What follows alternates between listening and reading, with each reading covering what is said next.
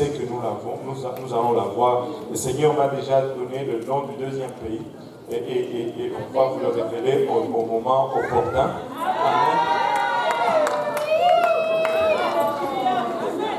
Oh, pas de compétition, hein? C'est toute la terre appartient à Dieu. Amen. Mais on va aller un pays à la fois. Si on a les finances, on peut faire 2-3 pays à la fois. C'est seulement les finances qui nous limitent. Amen. Donc si quelqu'un peut se lever maintenant, avec un chèque de 50 000, on fait tout le pays en même temps.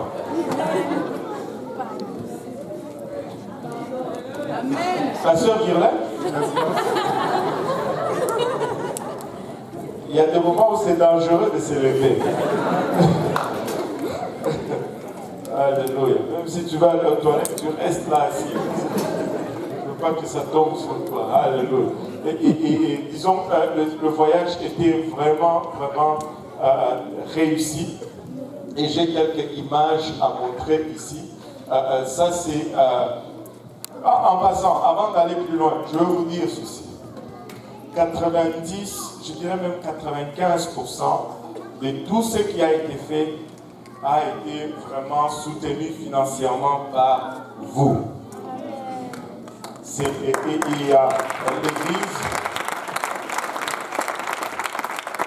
du Congo vraiment étend ses remerciements et ils disent ils ne réalisaient pas qu'ils avaient des frères et des sœurs loin et qui les aimaient, qui les avaient à cœur et vous avez vraiment touché des âmes, des ouvriers qui sont presque abandonnés à eux-mêmes parce que ça fait 3 ans qu'on n'a pas de missionnaires au Congo. Mais non, vous pouvez penser que c'est insignifiant, mais c'est très important quand vous comprenez comment l'Église fonctionne. Comment l'Église fonctionne, c'est qu'ici, l'Amérique du Nord, c'est la maison mère. Le Canada et les États-Unis, parce que nous avons quand même assez de finances. Nous avons beaucoup d'argent, beaucoup de nourriture. Amen. Nous sommes bénis, nous sommes privilégiés ici. Amen. Il faut le reconnaître. Et maintenant, nous soutenons le reste du monde avec nos finances pour la mission. Maintenant, qu'est-ce qui arrive? C'est que quand il y a un missionnaire dans un pays, c'est le missionnaire qui travaille dans le pays, qui vient ici, qui montre les besoins, qui soumet les demandes, qui court à gauche et à droite et qui lève les fonds. Et à lui, on donne les fonds et les fonds vont finalement servir pour le pays. Mais s'il n'y a pas de missionnaire, il n'y a personne pour présenter les besoins. Et même si on a l'argent, très souvent, il n'y a personne à qui confier cet argent. Donc, ça fait 3 ans que les finances ne coulent pas au Congo. Et l'Église est vraiment handicapée par cela. Et aussi, il y avait quelques problèmes internes qui sont en train d'être résolus. Mais l'Église est en santé maintenant et prête à redécoller. Et nous allons redécoller. Amen. Et ça, c'était la réunion du conseil exécutif auquel j'étais invité. J'ai participé à cette réunion. Ils ont fait le bilan de l'année 2016 et les planifications pour l'année 2017 et toutes ces choses. Et c'est durant cette réunion où je leur ai présenté l'idée de Purpose Institute. Ils ont embrassé cela et ils étaient contents que ça soit maintenant. Parce qu'avec le problème interne qu'il y avait, ils m'ont dit ceci: si tu étais venu plus tôt, peut-être que on allait être en confusion quant à savoir avec qui tu vas travailler, avec qui tu vas entrer en contact. Et Dieu a retardé les choses de sorte que lorsque il y a eu accalmie et que les personnes ont été désignées aux bonnes places, c'est là qu'on a fait le contact. Notre Dieu est vraiment au contrôle même des détails. Même des détails. Alléluia. Lui, c'est le surintendant, le frère Calo, un homme vraiment très strict, mais un homme qui aime Dieu, un homme très méthodique. J'ai vraiment apprécié de faire sa connaissance. Et lui, c'est le pasteur Israël Koulumba, c'est le représentant légal, il est à Kinshasa, lui, le révérend Kalo est à Lubumbashi, et lui c'est le secrétaire de l'église. Il s'appelle Charles, pasteur Charles, il est aussi de Lubumbashi. Donc ces gens qui sont venus de Lubumbashi et d'autres qui sont venus de Kikwit, tous ces gens ont été logés par vous. Tous ces gens ont été nourris par vous. Tous ces gens, leur transport ont été assurés par vous. Et je vous dis, vous êtes un peuple à part, vous êtes spécial, et ne laissez personne vous dire le contraire. Amen. Et on a eu je pense 4 sessions de travail comme ça, et on commençait le matin et à midi, il y avait la nourriture qui était servie, et cette nourriture a été pourvue par vous. Extraordinaire, vous avez été fantastique, fantastique. Et on a eu 4 jours de travail comme ça, et le soir, on allait ici, c'est à l'église de Yolo. Ça, c'est l'église pentecôtiste unie, je pense, à la deuxième, peut-être plus importante de Kinshasa. Ça, c'est à Yolo Nord, proche du rond-point Ezo, pour ceux qui connaissent Kinshasa. Et le pasteur Israël Moulumba, c'est le pasteur là-bas. Et vous reconnaissez probablement ces messieurs-là. C'est le missionnaire Gauthier. Je pense, missionnaire évangéliste.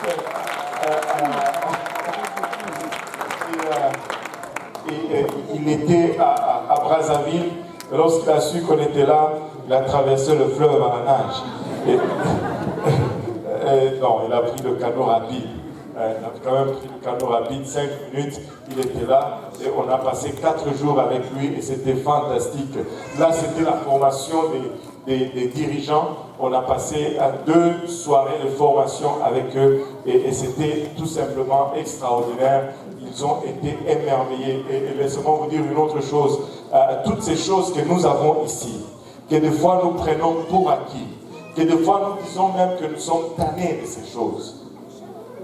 Vous savez, ces gens-là, ils les désirent. Et ils sont émerveillés par ces choses.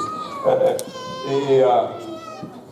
ne sais pas si vous remarquez là, à l'extérieur, il y a comme un trou dans le mur. Ça, c'est la deuxième église UPC à Kinshasa. Ça a l'air un peu... Ben, ça n'a pas l'air, je vais être honnête. C'est délabré. Il y a 3 murs seulement à l'église et le plafond. Et c'est comme si c'est un magasin et puis on arrache tous les devants là et on entre, il n'y a rien, il n'y a pas de porte, c'est juste un trou dans le mur et on entre. Mais ces gens-là prêchent la vérité. Ils peuvent se compromettre et prêcher n'importe quoi et avoir une foule qui va venir, avoir beaucoup d'argent et blablabla. Mais ils prêchent la vérité. Vous savez, quand je suis venu là, ça faisait peut-être 3 semaines qu'ils ont commencé à faire une chose. Ils mettent maintenant des gros haut-parleurs à l'extérieur et ils prêchent. Et les gens entendent, parce que là-bas, la police ne te dérange pas pour le bruit, c'est correct. C'est comme au ciel, en fait. Il y a le bruit partout. Tu peux crier comme tu veux, même si c'est 2 heures du matin. La police, c'est super. Et là, les gens commencent à venir. Et vous savez ce que les gens disent? Mais pourquoi est-ce que vous cachez toutes ces choses? Les gens commencent à venir. Laissez-moi vous dire, nous sommes au bord d'un grand réveil parmi les francophones. Nous sommes là. Le Togo, c'est 80 millions d'habitants. C'est le premier pays francophone au monde. Et c'est normal que nous commençons par là. Le premier pays francophone au monde. Kinshasa, c'est la deuxième plus grande ville francophone au monde avec 14 millions d'habitants. Et je suis sûr que dans quelques années, on va battre Paris parce que chez nous, on produit des bébés. Et en France, on a arrêté de les produire. On les importe. Chez nous, on les produit sur place. Donc, mais ces gens ont besoin de formation. Ils ont besoin de formation. Amen. Et on a fait 2 sessions de formation dans lesquelles on a parlé d'explorons la parole de Dieu. Vous savez, le simple explorons la parole de Dieu. Ils étaient émerveillés. Ils veulent. Ce que vous avez ici comme connaissance est une mine d'or. Et une mine d'or. Ne prenez pas cela pour acquis. Vous venez dans une église où tout le monde connaît ces choses. Tout le monde presque peut parler sur l'unicité, sur la sanctification. Mais écoutez, ce n'est pas comme ça partout. Ce n'est pas comme ça partout. Et nous devons les soutenir. Amen. Et nous devons les soutenir. Ça, c'est le quartier général de l'église pentecôtiste unie au Congo. Et c'est là où on a eu le service. Le premier dimanche, il y avait à peu près 457 personnes. 12 personnes ont été remplies du Saint-Esprit dans ce service. Et il y avait une belle histoire. Le pasteur vient, il me dit, veux-tu prier pour ces garçons? Il cherche le Saint-Esprit, ça fait un bout, il n'a pas encore reçu. Je suis allé, j'ai commencé à prier avec lui, je lui ai juste parlé. Les choses que nous faisons tous les jours, les gens ont besoin de formation. Les choses que nous faisons ici tous les jours, je lui ai parlé et on a prié ensemble. Après un moment, il a reçu le Saint-Esprit, il avait les larmes et tout. Et le pasteur vient me voir, il me pointe un autre garçon parle loin de lui, il dit c'est son jumeau. Lui aussi, il veut le Saint-Esprit, il cherche le Saint-Esprit. J'ai prié avec le jumeau et pour lui c'était encore plus puissant. Il est tombé à terre, il parlait en langue. Et il était complètement couvert de sable, parce que là-bas, si tu tombes, ce n'est pas le tapis ici. Ce n'est pas le tapis. Si tu tombes vraiment à terre, c'est parce que l'Esprit t'a mis à terre. Sinon, tu n'y vas pas, tu veux préserver tes vêtements. Alléluia. Et il a été rempli du Saint-Esprit. Après, le pasteur vient me voir encore. Il y a une troisième personne à côté de lui, il me pointe ce garçon. Il dit, ce garçon, j'ai pensé qu'ils allaient devenir de triplés, mais ce n'était pas le cas. Il m'a dit, c'est leur ami. Il a besoin aussi de recevoir mon prix. Il reçoit le Saint-Esprit également. Mais ce troisième jeune, le pasteur me l'a dit une semaine après. Il est rentré chez lui, parce que ce jour-là, j'ai prêché sur l'arche. L'arche qui est le type de l'église, comment l'arche était complétée. Mais 7 jours d'attente, personne n'est entré dans l'arche. Et que maintenant, nous sommes dans cette période de 7 jours. S'il faut rentrer, c'est maintenant. Et la façon de rentrer, c'est l'évangile. Et le jeune a pris le message, il est allé à la maison, il l'a prêché à sa famille mot à mot. Et pendant qu'il prêchait, sa sœur a commencé à voir les larmes qui coulaient. Il dit, je veux rentrer aussi dans l'arche avant que la porte ne se ferme. Ils sont allés à l'église et 4 se sont fait baptiser au nom de Jésus-Christ pour le pardon de leurs péchés. Écoutez, c'est pour cela que nous faisons ces choses. C'est pour cela que nous nous gaspillons dans ces choses. Et vraiment, ça c'est le quartier général, imaginez-vous, ça c'est le quartier général. Il n'y a pas de plafond. Le quartier général de UPC Congo. On est appelé à travailler.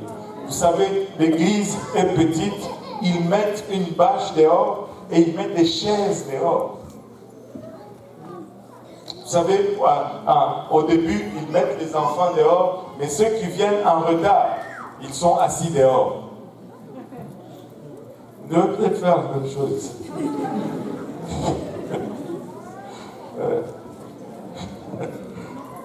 Et ça, c'est l'extérieur de l'église. Et les gens sont même dehors. Vous savez, Et là, c'est Lubumbashi. Après avoir arrivé à Lubumbashi, j'ai eu aussi une session avec les dirigeants où on a partagé sur la soumission, sur le travail, les méthodes et toutes ces choses. Mais une chose de particulier, j'ai fait 6 jours à Lubumbashi, j'ai prêché 6 fois à Lubumbashi. Et tous les jours presque, j'ai prêché, à l'exception d'un jour, je n'ai pas prêché, l'autre jour, j'ai prêché 2 fois. Et c'était plein, et à Lubumbashi, on prêchait le soir et on travaillait sur les lieux où on va avoir l'étude biblique le jour. Je suis arrivé à Lubumbashi mardi, on arrive à 15h, l'avion atterrit à 15h. On part de l'aéroport pour aller à la maison. Mon frère me dit, oh, on va s'arrêter ici, on va saluer tel pasteur. On s'arrête là, on le salue. Et 2 minutes dans la conversation, il me dit, est-ce que tu peux prêcher pour moi ce dimanche? J'ai dit, ben, je ne peux pas vraiment parce que je suis déjà booké pour dimanche. Il me dit, ah, tu ne peux pas arranger. J'ai dit, bon, je ne peux pas arranger. Ça m'a fait rire parce qu'après, quand il m'introduisait dans son église, il dit, lui, il vient du Canada. Là-bas, quand tu donnes ta parole, tu ne changes plus. J'ai essayé de le forcer à prêcher dimanche, il n'a pas voulu. Parce qu'il avait déjà donné sa parole. Et il me dit, mais finalement, il me dit, mais bon, j'ai un service ce soir à 18h. Veux-tu au moins prêcher pour ce service? Là, il était déjà 15h40. J'ai dit, ok, laisse-moi aller prier. Et puis, je vais venir prêcher, mais alors laisse-moi aller prier, je dois aller prier. Je vais chez mon frère, je rentre dans la chambre, je prie, je cherche la face de Dieu. Et Dieu me dit 2 choses. La première chose qu'il me dit, ne prêche pas la doctrine là-bas. Ok, Seigneur. Maintenant, qu'est-ce que je prêche? Il dit, je vais te donner quoi prêcher. Et puis il me dit une autre chose. Il me dit, tu vas là-bas pour tisser une relation. Je dis, alléluia, Seigneur. Je suis allé, j'ai prêché, j'ai exhorté les jeunes. Et à la fin du service, il me dit, quand tu reviens pour le mois d'août, est-ce qu'on peut planifier un séminaire d'1 semaine? Je dis, alléluia. Là, je viendrai pour enseigner la vérité. Là, je viendrai pour enseigner la vérité. Et vraiment, un temps extraordinaire.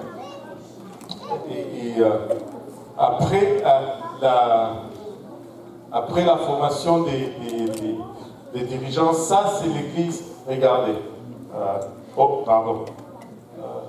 Voilà. Ça, église pentecôtiste unie au Congo. Waouh. EPUC. Et paroisse d'OTAN. Ça, c'est une partie de l'église. Vous voyez l'enseigne qu'ils ont. Regardons par la suite. Ça, c'est l'église de Lubumbashi. Oui, c'est l'église de Lubumbashi. C'est la plus grande église UPC à Lubumbashi. Vous êtes prêts? Vous êtes bouche bée. Mais c'est ça. On apprécie un confort extraordinaire ici. Amen. Mais on ne peut pas rester assis dans le tour d'ivoire. Nous devons sortir et aller pousser cela. Amen. Regardez, ça c'est une bâche. C'est seulement cette partie qui a des tôles. Et les tôles sont mises à l'intérieur temporairement. Et là, en arrière, c'est une bâche. Et quand le jour que je prêchais là-bas, il pleuvait. Mais il y a eu au moins 400 personnes sous ces toits et ces tentes. Et l'eau coulait de partout. Tu vois, ça s'accumulait sur la bâche. Et puis, quand ça s'accumule, à un moment donné, ça coule. Et puis, ça arrête. Ça s'accumule à un moment donné, ça coule. Mais on a prêché, on a eu un service extraordinaire. Les gens étaient à terre dans la poussière après le service. Et ils ont dit, Dieu nous a visités aujourd'hui. Je vous dis, on est assis sur un grand réveil au Congo. Et quand tu vas ici, c'est vraiment une église UPC. J'ai rencontré une maman, je n'ai pas mis sa photo là. Elle siffle, la maman. Le frère Mutombo ne sait rien à côté d'elle. Elle met comme ça ses doigts. Et là, à peu près, elle a presque 70 ans. Mais quand elle adore Dieu, tu lui donnes 15 ans.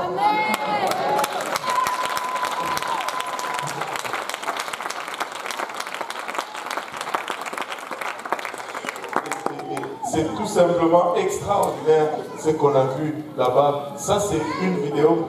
Si on peut faire play là-bas, parce que je ne pense pas que...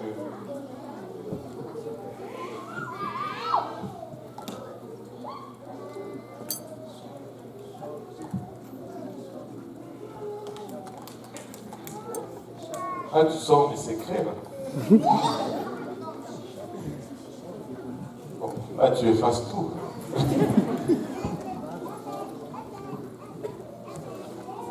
Alléluia.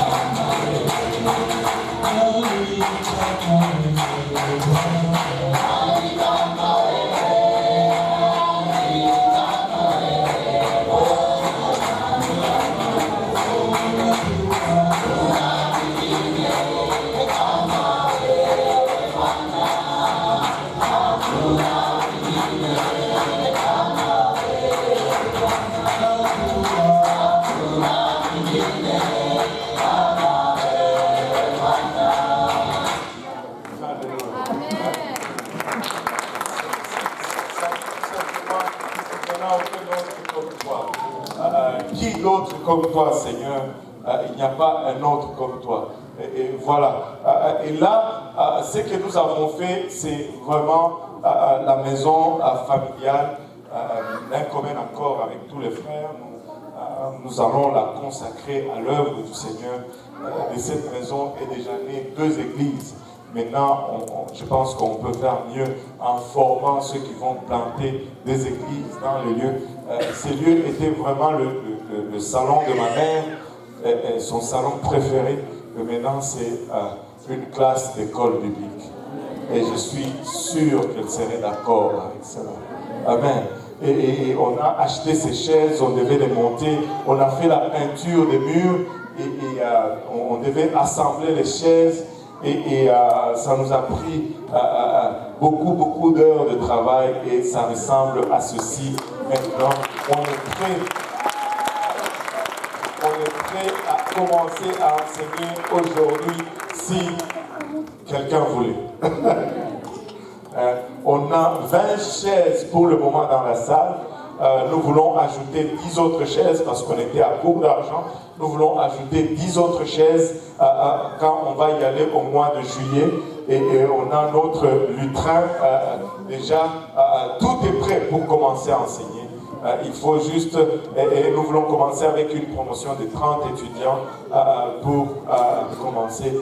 Et voilà, nous avons opté pour ces chaises avec écritoires qui sont un peu plus chères, mais qui nous permettent d'avoir plus d'étudiants dans la classe. Et on aurait pu prendre des bancs et des chaises et sauver peut-être $15 par 2 personnes. Mais ça n'allait pas, on allait perdre à peu près 8 places dans la salle. Donc on a opté pour ceci. Et aussi, autre chose, je voulais juste que ça ait l'air un peu plus sérieux. Alors je me suis dit, on va aller avec ces chaises qui semblent un peu plus professionnelles. Amen. Et donc, on est prêt au mois de juillet. Voilà, c'est ça, la classe. Au mois de juillet, on y va pour commencer les enseignements. Le frère Timothy Wisnet a déjà confirmé qu'il vient. Et j'étais avec lui au téléphone hier soir. Il est excité. Il vient. On va enseigner avec lui là-bas, Purpose Institute. Il y a le frère Lamb aussi, à qui j'ai parlé en France. il est à 60%. Je peux vous dire, ce ne sont pas les palpitations qui lui manquent pour aller enseigner à Lubumbashi. Et je pense qu'il viendrait aussi. Mais nous voulons faire deux volets, le volet enseignement et le volet évangélisation. C'est pourquoi au mois de juillet, ça sera ouvert à tout le monde, mais on va sélectionner. Amen. Ça sera ouvert à tout le monde, mais on va sélectionner. Amen. Et, mais pour y aller, il faudra payer son billet personnellement. Chacun paye son billet, le frère Alain paye son billet, le frère Wisnet paye son billet. Mais quant à l'hébergement et la nourriture là-bas, on va couvrir cela. On va vous héberger, on va vous nourrir. Le temps que vous ne mangez pas trop, on peut y arriver. Amen.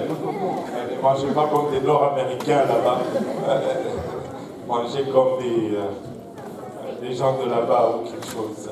Mais bon, on peut aider avec cela. Mais on veut avoir un bon groupe pour enseigner et évangéliser en même temps et avoir les services de réveil. Et comme ça, on laisse tout simplement les églises en feu là-bas avant notre retour. Amen.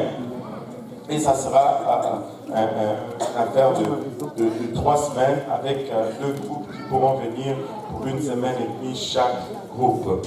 Voilà, on va vous donner les détails par la suite, mais laissez-moi vous dire que vraiment financièrement, ça a été financièrement, comment on dit, spirituellement et de façon organisationnelle, ça a été vraiment bien réussi. Tout s'est passé comme on l'a anticipé. On est parti de là en laissant la classe prête. Il n'y a que 10 chaises à ajouter. Maintenant, chaque chaise nous a coûté $100.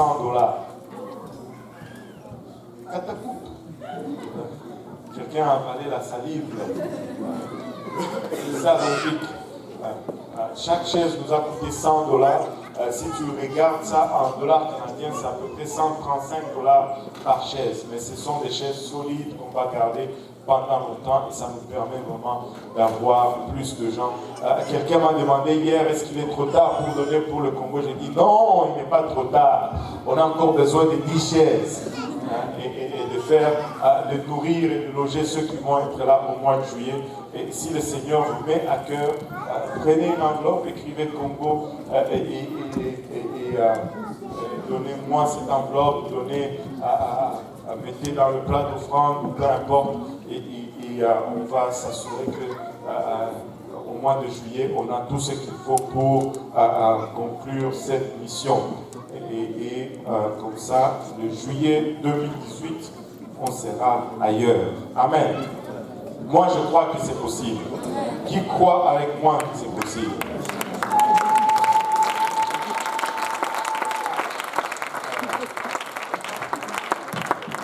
Alléluia.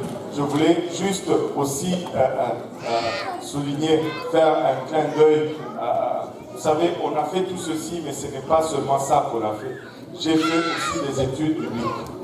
J'ai fait 2 études bibliques dans la maison du frère Nono à Kinshasa. Et j'ai laissé le pasteur Israël en charge de cette étude.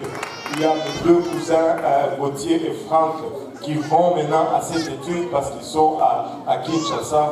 Et il y a toute son équipe de musiciens qui participent à cette étude. À chaque jeudi soir, ils se réunissent.